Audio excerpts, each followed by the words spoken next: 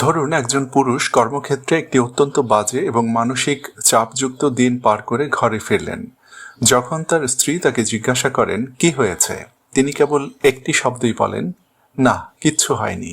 এরপর তিনি নিজের মধ্যে গুটিয়ে যান, সোফায় শুয়ে পড়েন, কোনো একটা বিন্দুর দিকে তাকিয়ে থাকেন অথবা ঘন্টার পর ঘন্টা স্মার্টফোনে বুঁদ হয়ে থাকেন। অথচ একজন নারী যখন একই রকম কঠিন একটা দিন পার করেন, তার প্রথম প্রতিক্রিয়া হয় ফোনটা হাতে নিয়ে নিজের সবচেয়ে প্রিয় বন্ধুকে কল করা এবং সেই খারাপ দিনটির খুঁটিনাটি প্রতিটি বিবরণ নিয়ে ঘন্টার পর ঘন্টা কথা বলা। কেন এমন হয়? পুরুষদের জন্য নিজেদের কষ্ট নিয়ে কথা বলা এতটা কঠিন কেন? আর কেন এই নীরবতাই শেষ পর্যন্ত পুরুষদের নিঃসঙ্গ, আরও বেশি অন্তর্মুখী, এমনকি বিষণ্ণ করে তোলে? আজ আমরা বৈজ্ঞানিক ও মনস্তাত্ত্বিক দৃষ্টিকোণ থেকে এ বিষয়টি আলোচনা করব যে পুরুষরা সমস্যার মুখোমুখি হলে মনের কথা শেয়ার না করে কেন তাদের একাকিত্বের গুহায় আশ্রয় নেন। আর সবচেয়ে বড় কথা, ভিডিওর শেষে আমরা কিছু বাস্তবমুখী সমাধান তুলে ধরব। আজকের ভিডিওতে আমরা কথা বোঝার চেষ্টা করব যে আপনি যদি একজন পুরুষ হন তবে কিভাবে এই জৈবিক সহজাত প্রবৃত্তিটিকে নিয়ন্ত্রণ করবেন যাতে এটি চরম একাকিত্ব এবং বিষণ্ণতায় রূপ না নেয়। আর আপনি যদি একজন নারী হন তবে এই ধরনের পরিস্থিতিতে দাম্পত্য জীবনের ক্ষতি না করে কিভাবে আপনি আপনার স্বামীকে বুঝবেন এবং তার পাশে থাকবেন সে বিষয়টিও তুলে ধরব। ভিডিওটি দেখার পর স্বামী স্ত্রীর মধ্যে অকারণে যেসব ভুল বোঝাবুঝি হয় সেগুলোর বেশিরভাগ দূর হয়ে যাবে এবং আপনি মধুর দাম্পত্য জীবন উপভোগ করতে পারবেন বলে আমাদের দৃঢ় বিশ্বাস। আপনারা দেখছেন হা সাকসেস চ্যানেল, সঙ্গে রয়েছে আমি আবু মারজান।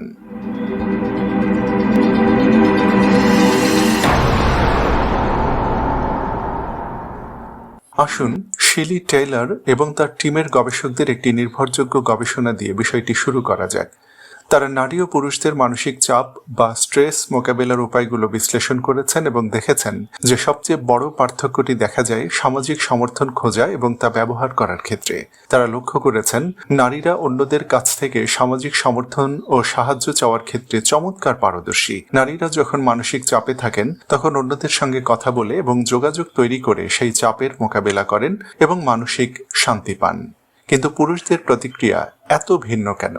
তারা যখন চাপে থাকেন তখন কেন কোনো বন্ধুকে ফোন করে বলতে পারেন না, আমার মন ভালো নেই, চলো না একটু কথা বলি? অনেকেই বলেন এটা আমাদের সমাজের দোষ, কারণ ছোটবেলা থেকেই ছেলেদের শেখানো হয় পুরুষ মানুষ কখনো কাঁদে না। হ্যাঁ, সমাজের প্রভাব তো রয়েছেই, তবে এই নীরবতা এবং একাকিত্বের শেকড় এর চেয়েও গভীরে প্রথিত। মানব শরীরের অক্সিটোসিন হরমোনের ওপর ইস্ট্রোজেন এবং টেস্টোস্টেরন হরমোনের প্রভাবের কারণে এমনটি হয়। দেখুন, অক্সিটোসিন হলো বন্ধন, ভালোবাসা এবং সংযুক্তির হরমোন। এটি মানুষের মধ্যে যোগাযোগ ও ঘনিষ্ঠতা তৈরি করে। বিষয়টি বোঝার জন্য একটি উদাহরণ দেওয়া যাক। অনেকদিন পর যখন আপনার কোনো ঘনিষ্ঠ বন্ধুর সঙ্গে আপনার দেখা হয় এবং আপনি তাকে জড়িয়ে ধরেন, তখন যে কয়েক মিনিট আপনারা কথা বলেন, মনে হয় যেন সমস্ত মানসিক চাপ দরজার বাইরে রয়ে গেছে এবং বুকে একটা নিরাপদ ও উষ্ণ অনুভূতি কাজ করে। এটি ঠিক অক্সিটোসিনের কাজ। এই হরমোনটি একটি মানসিক আঠার মতো মানুষকে একে অপরের সঙ্গে যুক্ত করে এবং তাদের নিরাপত্তার অনুভূতি দেয়। এবার দেখা যাক নারীদের শরীরে কি ঘটে। বিজ্ঞানীরা আবিষ্কার করেছেন যে ইস্ট্রোজেন হরমোন, যা প্রধানত নারী হরমোন হিসেবে পরিচিত, তা অক্সিটোসিনের কার্যকারিতাকে মারাত্মকভাবে বাড়িয়ে দেয়। আর ঠিক এ কারণেই একজন নারীর জন্য মানসিক চাপের সময় বন্ধুর সঙ্গে কথা বলা একটি শক্তিশালী পেইন কিলারের মতো কাজ করে। কিন্তু পুরুষের শরীরের গল্পটা সম্পূর্ণ আলাদা। টেস্টোস্টেরন হরমোন, যা প্রধানত পুরুষ হরমোন, তা অক্সিটোসিনের জন্য ঠিক ব্রেকের মতো কাজ করে। অর্থাৎ টেস্টোস্টেরন মস্তিষ্কে অক্সিটোসিনের প্রভাবকে আটকে দেয় এবং প্রকৃতপক্ষে এটিকে দমন করে। বিশেষ করে মানসিক চাপের সময় এই ব্রেকটি আরও জোরে চেপে ধরা হয়। এই কারণে পুরুষরা যখন মানসিক চাপে পড়েন তখন তাদের জৈবিক প্রতিক্রিয়া অন্যদের সঙ্গে যোগাযোগ করতে বাধা দেয়। তারা মানসিক ও শারীরিকভাবে চরম সতর্ক এবং উত্তেজিত এক অবস্থায় চলে যান।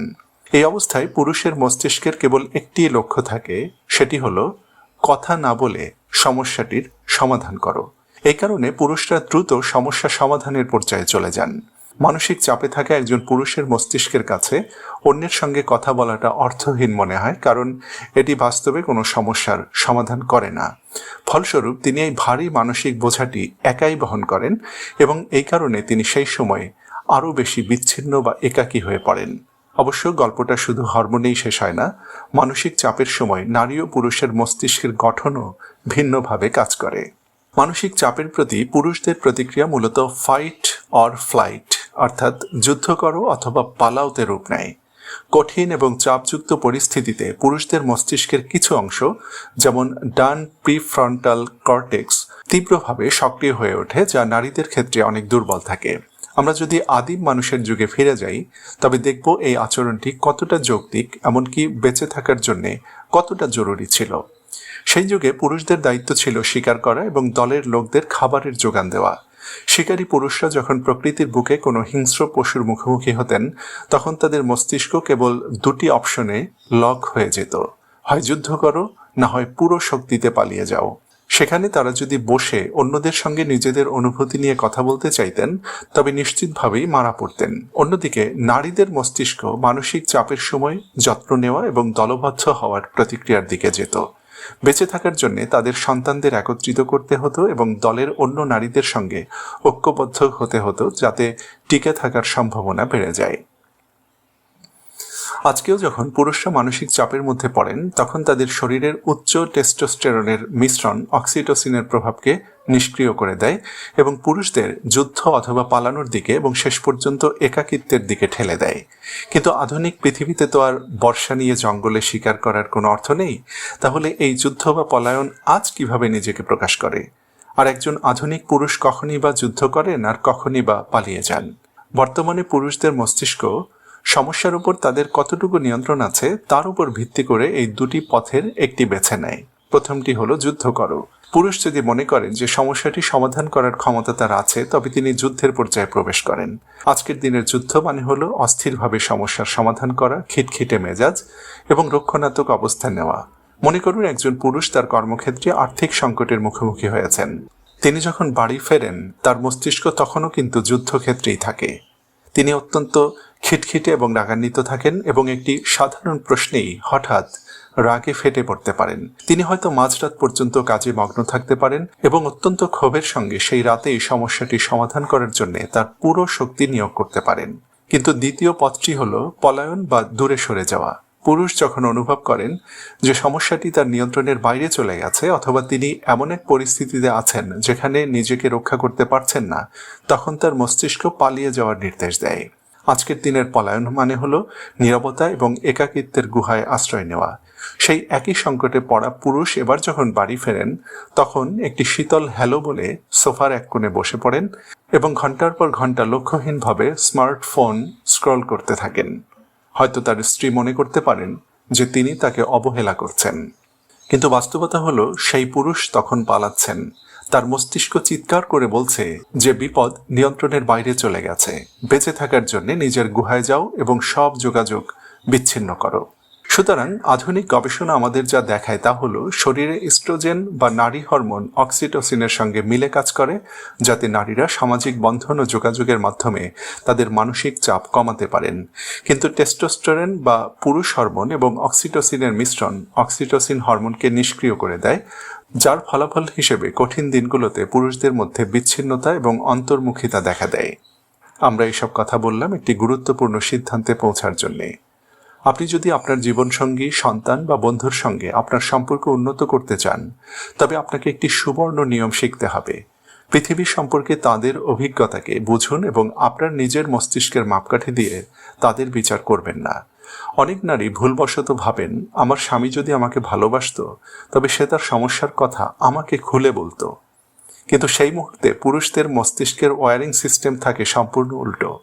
তাদের জৈবিক প্রতিক্রিয়া চিৎকার করে বলতে থাকে, গোটা দুনিয়া থেকে বিচ্ছিন্ন হয়ে যাও এবং একাই নিজের সমস্যার সমাধান করো। এটি একটি অন্যতম প্রধান কারণ যার ফলে আজ পুরুষদের মধ্যে একাকিত্ব এবং বিষণ্ণতার হার নারীদের তুলনায় অনেক বেশি। তাহলে সমাধান কি? পুরুষদের জন্য বলছি, পরের বার যখন মানসিক চাপ আসবে এবং মস্তিষ্ক একাকিত্বের নির্দেশ দেবে, তখন মনে রাখবেন এটি কেবল একটি জৈবিক প্রতিক্রিয়া, কোনো সর্বোত্তম সমাধান নয়। অন্ততপক্ষে আপনি যা করতে পারেন তা হলো আপনার স্ত্রীকে একথা বলা যে আমি এখন ভালো বোধ করছি না এবং আমার কিছুটা সময় দরকার, আর আমি তোমার উপর রাগ করে নেই। এই একটি সাধারণ বাক্য ভুল বোঝাবুঝির পাহাড়কে আটকে দেবে। আর আপনি যদি একজন নারী হন, যখন দেখবেন আপনার স্বামী নীরব হয়ে গেছেন এবং পলায়ন বা একাকিত্বের মুডে চলে গেছেন, তখন এই নীরবতাকে ভালোবাসার অভাব বলে ধরে নেবেন না। জোর করে তাকে তার গুহা থেকে বের করার চেষ্টা করবেন না। তাকে কিছুটা সময় বা স্পেস দিন এবং পরম মমতায় তাকে জানিয়ে রাখুন যে সে যখনই প্রস্তুত হবে তখনই আপনি তার পাশে রয়েছেন। এই পারস্পরিক বোঝাপড়া আপনাদের সম্পর্কের গভীরতা অনেক বাড়িয়ে দেবে।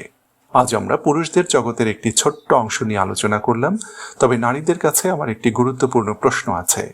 আপনারা কি চান আমাদের পরবর্তী ভিডিওটি নারীদের কোনো মনস্তাত্ত্বিক বা হরমোনজনিত চ্যালেঞ্জ নিয়ে হোক? নারী জগতের এমন কোনো আচরণ বা অনুভূতি আছে কি যা আপনার মনে হয় পুরুষদের অবশ্যই বোঝা উচিত? কমেন্ট করে আমাদের অবশ্যই লিখে জানান। আপনারা চাইলে পরবর্তী কোনো ভিডিওতে বিষয়টি নিয়ে আলোচনা করার চেষ্টা করব। আজকের ভিডিওটির শেষ পর্যন্ত আমাদের সঙ্গে থাকার জন্য আপনাদের প্রত্যেককে অসংখ্য ধন্যবাদ। ভালো ও সুস্থ থাকুন।